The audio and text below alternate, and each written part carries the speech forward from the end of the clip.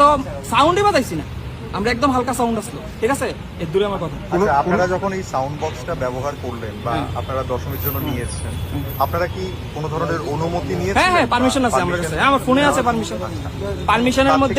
পারমিশনের মধ্যে West PS Agartala West Agartala PS থেকে নিয়েছি, ঠিক আছে। তারা পারমিশনের মধ্যে সুন্দরভাবে লিখে দিয়েছে, ঠিক আছে, যে তোমরা 75 ডেসিবেলের উপরে মানে অ্যালাউড না।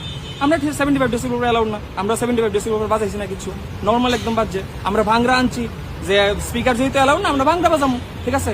শব্দ দূষণ দুটার মধ্যেই হোক, ঠিক আছে, স্পিকারের লেগে আলাদা আইন, এই ভাংরার লেগে আলাদা আইন, এটার কোনো মানে নাই। আপনারা যদি দশমী ঘাট যান, দশমী ঘাট গিয়ে দেখেন কি ধরনের সাউন্ড পলিউশন হইতেছে, ঠিক আছে।